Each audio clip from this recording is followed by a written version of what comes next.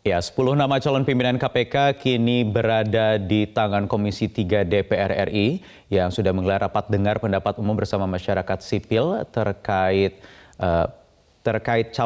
pemilihan calon pimpinan KPK untuk menjaring masukan. Dan apa saja yang perlu disorot terkait pemilihan pimpinan KPK yang telah memasuki tahap akhir ini.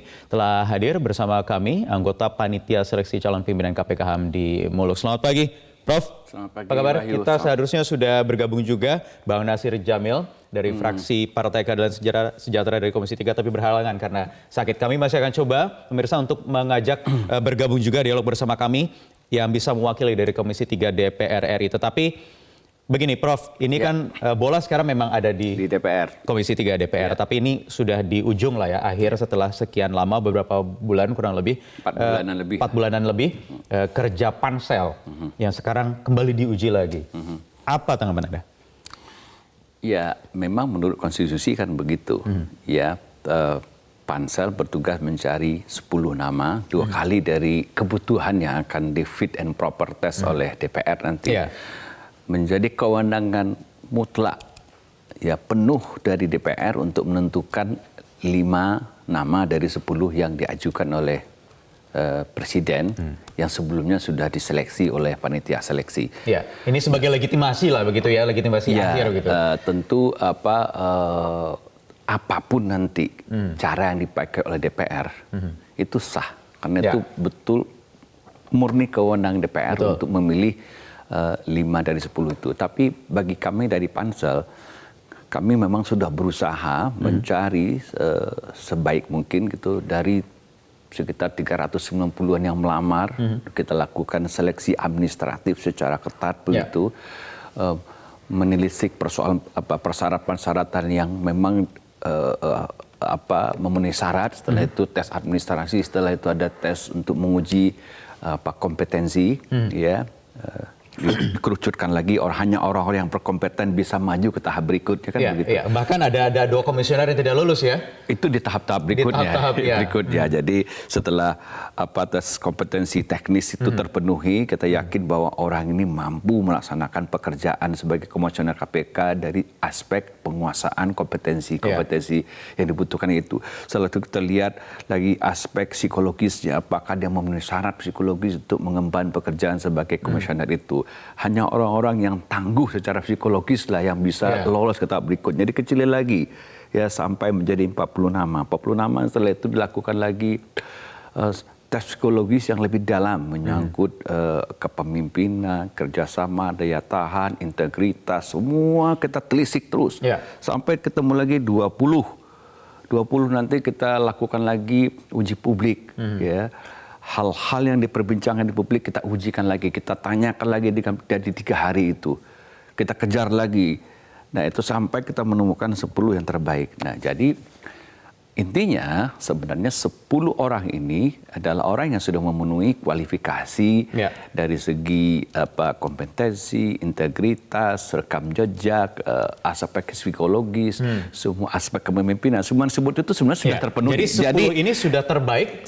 Ya, logikanya sebenarnya 10-nya siapapun yang dipilih itu sudah aman sebenarnya. Sudah aman walaupun masih ada beberapa nama yang juga masih meninggalkan jejak kontroversi begitu? Ya, itu juga sebenarnya kontroversi. Toh juga kita sudah lakukan klarifikasi dan uji kebersangkutan di publik. Publik juga bisa lihat. Saat itu sudah ditanyakan ya? Sudah diklarifikasi langsung? Sudah klarifikasi. Misalnya tuduhan pelanggaran etik, gitu loh. Tuduhan gratifikasi yang malah yang dikatakan tidak menyerahkan LHKPN gitu diperlihatkan dan dibawa malah oleh yang bersangkutan pada waktu itu diperlihatkan nih laporan saya gitu. Itu saat uji publik ya? Saat uji publik ya? Anda lihat bisa di YouTube terakhir gitu. Itu ya? Iya, di penjaringan terakhir gitu loh. Nah, tinggal nanti setelah 10 ini sebenarnya intinya siapa aja sudah bisa, sudah layak gitu loh. Nah, tentu tahap berikutnya misalnya DPR sebagai lembaga politik, misalnya punya political chemistry, katakanlah seperti itu. Chemistry politiknya dia lebih senang dengan calonnya A. Atau misalnya aspek-aspek yang strategis politik lah. Ya, Jadi, nah itu harusnya akan dikejar DPR sekarang, gitu loh. Mana yang menurut mereka punya misalnya visi yang sama dengan DPR, itu sah-sah saja, Wahyu. Walaupun ada termasuk ada wacana juga soal ya ini, entah ini bahasanya apa ya, tapi banyak membahasakan ini sebagai macam kontrak politik tanda tangan di atas materai capim-capim ini dengan Komisi 3 DPR. Ya, saya tidak tahu apakah itu bisa akan mengikat misalnya. Ya, memang kemarin dari rapat dengar pendapat DPR sempat mengatakan begini, ya kami melakukan fit and proper test, ada janji-janji yang disampaikan oleh komisioner kalau dia terpilih nanti dia akan laksanakan. Tapi nanti setelah dia menjabat itu apa yang menjadi komitmen dengan kita itu tidak dilaksanakan gitu. Nah, kami ingin mengikat komitmen itu dengan sebuah kontrak katakan gitu. Kontrak politik lah atau semacam apalah surat kesepakatan. Sah-sah saja tidak menurut Anda? Karena agak unik juga ini. Ya, saya tidak tahu aspek hukumnya apakah itu memang akan bisa mengikat gitu ya. Kalau namanya kesepakatan tentu kedua belah pihak gitu loh. Jadi bagi saya tuh kalau ada yang sepakat ya monggo, yang nggak sepakat juga nggak apa-apa. Kan ini kan proses politik memang melalui DPR, bukan kesepakatan politik tentunya. Iya. Ketika bunyinya kan fit and proper test. Fit and proper test, uji kepatutan dan layakan apakah memang dia patut dan layak untuk menjadi pimpinan KPK. Artinya ketika menjadi pimpinan KPK nanti ya seharusnya tidak boleh terikat dengan kekuatan atau lembaga manapun. Kecuali lembaganya sendiri, institusinya sendiri, KPK. Oh iya, tentu iya begitu. Jadi komitmen seorang komisioner nanti ketika terpilih adalah ke undang-undang sebenarnya kan. Bahwa dia akan melaksanakan tugas sebagai komisioner yang seperti dimandatkan oleh undang-undang, diamanatkan oleh undang-undang. Hanya itu. DPR memang punya fungsi pengawasan.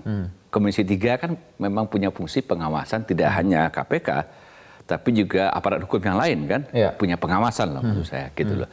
KPK nanti menurut undang-undang kan juga harus melaporkan kinerjanya ke banyak pihak kan, ke DPR juga, Komisi 3, ke Presiden juga, dan BPK untuk aspek keuangan. Itu. Oke. Fit and proper test ini juga diharapkan banyak pihak bisa menjaring lagi sebagai filter terakhir, terutama untuk menjaring nama-nama yang masih memicu kontroversi, bermasalah lah dianggap oleh publik. Pansel melihatnya bagaimana? Karena kan juga buah kinerja Pansel selama 4 bulan terakhir ini. Nggak apa-apa, kan begini, memang undang-undang mengatakan begitu. Pansel katakanlah sudah melakukan prosedur-prosedur seleksi yang sangat technical, detail, dan mendalam. Nah, bahwa terakhir DPR memastikan lagi bahwa apa yang sudah dilakukan Pansel itu benar, misalnya begitu ya, dan dia ingin mengklarifikasi ulang, itu haknya DPR, gitu ya. Jadi apakah DPR akan mengklarifikasi ulang hal-hal yang sudah pernah kita lakukan, itu haknya DPR juga. Bagi dia untuk memastikan mungkin. Ya, bahwa benar seperti ini, itu hanya DPR. Ataukah DPR akan melanjutkan sebenarnya dari apa yang sudah ditemukan oleh Pansel, dia tidak ulang lagi, tapi ini dia melihat ke depan. Nah, jadi Pansel kan sudah melakukan ke belakang sebenarnya. Tugas Pansel itu melihat ke belakang sebenarnya. Dia melihat orang ini siapa, kapasitasnya seperti apa, kompetensinya seperti apa, pengalamannya seperti apa, karakteristik personalnya apa, semua kemampuan, bakat, apa yang ada di diri orang itu dilihat ke belakang semua. Nah, mungkin DPR perlu sekarang melihat yang ke depan. Catatan ke belakang itu yang kemarin juga menuai banyak kritik. Pansel gitu juga yang dibully akhirnya begitu kan. Ya, walaupun kita juga dalam menelisik rekam jejak itu, kita kan tidak hanya mengandalkan pada satu catatan track record. Kita punya ibarat saya mengatakan di PES itu seperti Pansel menerima data dari 8 penjuru mata angin dari semua. Tapi dari ada semua. tekanan publik yang begitu besar. Bagaimana menghadapinya Pansel? Kita patuh pada data saja. Kita tidak mau bekerja dengan cara seperti ini. Kan kalau Anda lihat bahkan di media pun saya baca gitu ya, diduga. Katanya sih kita nggak mau seperti itu. Kita hanya berbasis kepada data-data yang punya kekuatan fakta yang jelas. Ya, saya ini sebagai ilmuwan itu paradigmanya positivistik gitu. Jadi kalau itu tidak ada data yang mendukung, yang kuat, eviden, yang positivistik itu cuma duga-dugaan, ya kita nggak bisa. Bukan hanya sekedar yang penting ada keterwakilan, misalnya dari kejaksaan, dari Polri atau dari akademisi. Itu bukan soal. Dalam undang-undang cuma dikatakan begini, komisioner itu mewakili unsur-unsur pemerintah, negara maksudnya, unsur-unsur negara dan unsur-unsur dari masyarakat sipil.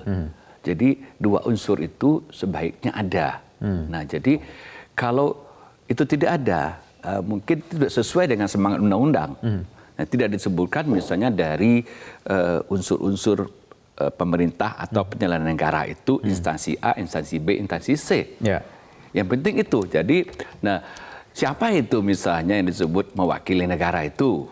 Ya, tentu aparat hukum, misalnya sekarang kejaksaan, polisi, hakim, orang pajak, BPK, auditor yang bekerja di sektor pemerintah lah atau negara.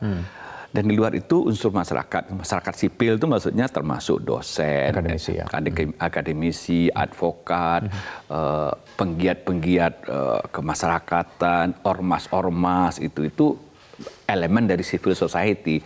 Jadi diambil dari dua unsur itu saja. Ya, tapi yang penting bagi kita ingin mendapatkan komisioner tentu yang handal. Artinya dia punya kompetensi menguasai semua seluk-beluk tugas di KPK itu, mulai dari penyelidikan, penyidikan, penuntutan, aspek hukum acara, seluk-beluk pencucian uang, semua yang berkaitan dengan korupsi itu kan dia harus menguasai, punya visi yang jelas, ya. Apa program-program itu yang kita kejar kemarin. Gitu. Memiliki kualitas atau kredibilitas yang berbeda dengan pimpinan sebelumnya itu menjadi referensi, memiliki kualitas yang berbeda dari pimpinan yang sebelumnya itu menjadi perhitungan atau tidak? Enggak, kalau seleksi itu sebenarnya relatif lebih gampang sebenarnya dalam satu hal ya. Seleksi itu kan orang banyak melamar, 300-an. Kita cukup cari yang terbaik dari 300 itu secara bertahap. 100 pertama yang terbaik, ya. Kerucutin lagi 40 terbaik, ya. Dikerucutkan lagi menjadi 20 terbaik sampai nanti. Nah, mencari orang yang ideal tentu sulit. Kalau yang lamar juga nggak ada yang ideal. Itu yang harus dipahami gitu loh. Jadi kalau pertanyaan Anda, orang yang berbeda dari yang sebelumnya, masalahnya apakah dari 300 pelamar itu ada yang seperti itu? Kan itu aja persoalannya. Kalau bagi kami, panitia seleksi sebenarnya tidak terlalu sulit. Tinggal cari yang terbaik dari yang melamar. Dengan kriteria yang tadi. Terbaik dalam kompetensinya, terbaik integritasnya, rekam jejaknya, pengalamannya, mumpuni dalam banyak aspek kepemimpinan, kerjasama tim, ya, managing konflik, tahan bantingan, semua macam itu semua kita terjadi kriteria. Cari orang terbaik, skor yang terbaik udah selesai. Yang ramai bergulir dalam beberapa hari terakhir ini soal revisi Undang-Undang KPK tahun 2002 terakhir begitu ya. Sempat ditanyakan tidak hal ini kepada capim-capim yang terpilih 10 orang? Kita kan waktu seleksi, isu itu kan belum mengemuka. Tapi kan itu terus bergulir dalam beberapa tahun terakhir ini. Ada isu itu? Enggak, kita waktu itu tidak seingat saya tidak menanyakan soal revisi itu. Karena ini isunya belum muncul ke permukaan. Ya, kita bertanya misalnya soal-soal kasus yang kasus mangkrak? Iya, kita tanyakan gitu loh. Terus misalnya bagaimana kok bisa misalnya kalah dalam pra-peradilan misalnya beberapa kali gitu ya. Ini apakah misalnya prosedur untuk menetapkan orang jadi tersangka itu dari segi prudence gitu ya, keberhati-hatian, kecermatan, ketelitian itu tidak terjaga. Bagaimana SOP-nya? Itu kita tanyakan gitu loh. Bagaimana ke depan itu tidak terulang lagi yang begitu. Baik. Sekarang jadi bola ada di DPR, sayangnya tidak ada yang bisa bergabung. Kita sudah mencoba menelpon selain Bang Nasir Jamil yang seharusnya juga bisa hadir di studio pagi hari ini. Terakhir 2 hari nanti akan keluar ada fit on proper test yang akan dilakukan. Makalah juga kemarin juga sudah diserahkan. Terakhir Prof, Anda apa harapan yang bisa dilihat dari ke-10 orang yang sudah lolos ini sekarang ada di DPR? Ya, tentu harapan kami dari 5 yang terpilih itu nanti ya akan bisa bekerja lebih optimal dan tentu pelajarilah kesalahan-kesalahan komisioner yang sebelumnya ya. Kita juga tidak boleh menutup mata bahwa Ini kesalahan yang mana nih? banyak lah. Maksudnya apa kesalahan-kesalahan dari masalah komisioner di masa lalu gitu ya. Tidak masalah kan kita belajar dari masa lalu begitu. Kita ingin ke depan itu KPK ini memang menjadi tumpuan masyarakat untuk pemberantasan korupsi gitu loh. Saya kira kalau ini maksimal saja dilaksanakan oleh KPK, komisioner terpilih, kita udah senang kok. Baik. Ya. Dan tentunya bisa ikut membantu meredam kegaduhan selama ini ya. Iya. Dari Betul. 5 orang yang nanti dipilih ya. Iya. Jadi ikut bisa menenangkan pansel. Saya optimis kok. Siapapun yang pilih dari 5-10 itu akan yang terbaik. Gitu. Baik, terima kasih Prof. Hamdi Muluk, anggota Panitia Seleksi Calon Pimpinan KPK sudah bergabung bersama kami di Metro Pagi Prime Time. Bersama demikian perbincangan kami dan tetap bersama kami masih ada sejumlah informasi lainnya yang akan kami hadirkan di segmen selanjutnya.